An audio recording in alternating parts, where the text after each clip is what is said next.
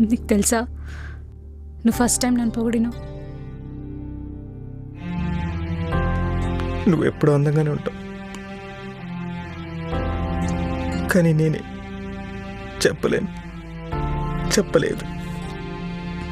నాకు తెలుసు.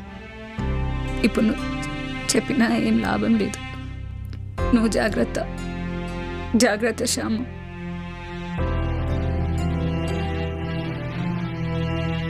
ప్రియా, తొందర్రా. నేను వెళ్ళాలి శ్యామ్.